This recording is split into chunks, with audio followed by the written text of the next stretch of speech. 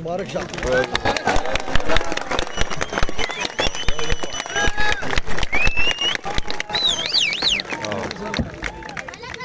بسم الله الرحمن الرحیم. او شکریا تا کوم او چې څومره راغلي زمونږ ملګرتیا ده، زما وروڼه دي، کشران دي، مشران دي، همزولي دي او ډېر د خوشحالۍ موقع ده.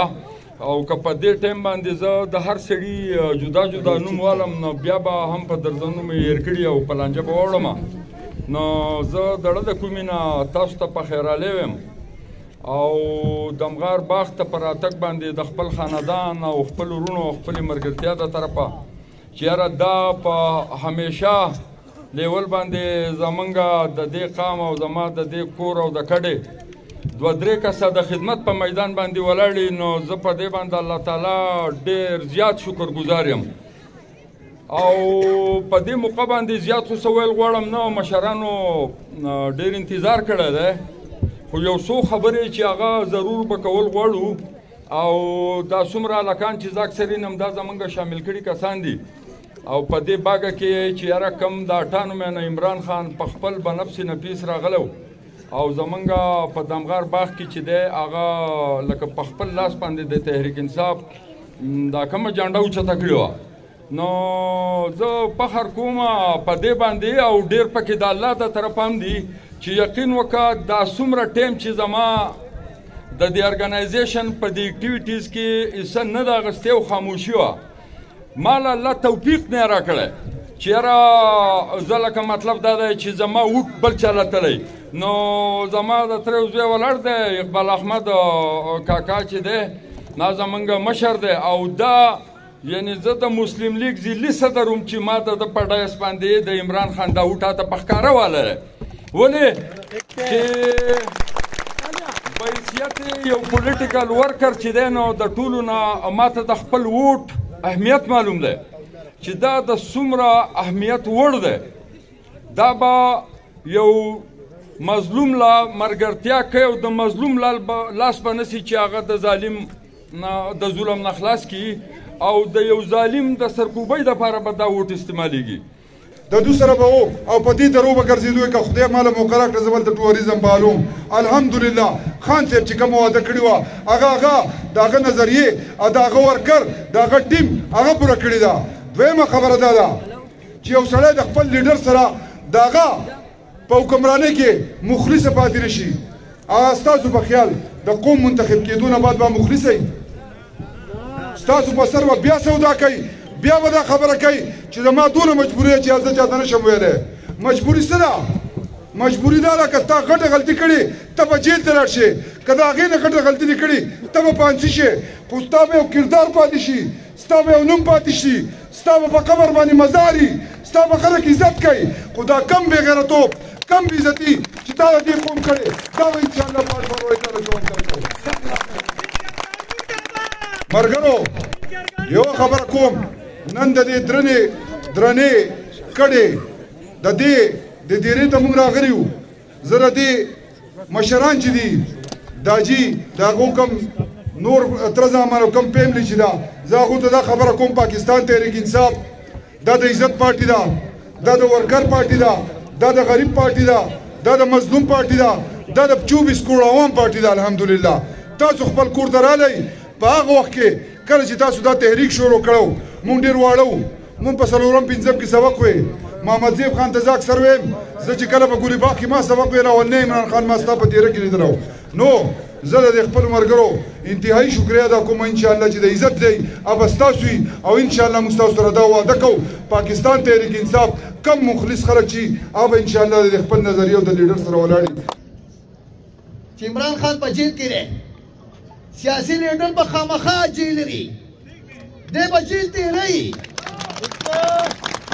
په دې خبره باندې هم فخر کوم چې لیډرانو جیلونه تېر کړي خو د پاکستان تحریک انصاف هر ورکر جیل تېر کړو، هر ورکر یې سیاسي قید کړي. نن سیاست هم خلکو ته و تحریک انصاف وښو، قید یې ورته هم وښو، جلوس یې ورته هم وښو، درنه یې ورته هم وښوه، د قوم خدمت ورته هم وښو او په دې ملک کې ورته انصاف هم وښو. دا د پاکستان تاریخي انصاف دی. یو خبره را مخې ته راځي، هلکانو کرکټ میچ کوو، بالینګ کوي یو هلک ته او هغه په بیټ باندې چکه ولګوي، بالر خفه شي قاري. د هغه مثال د موجوده نگران دغه دی د بالر او بیټسمین څوک دی؟ عمران خان دی.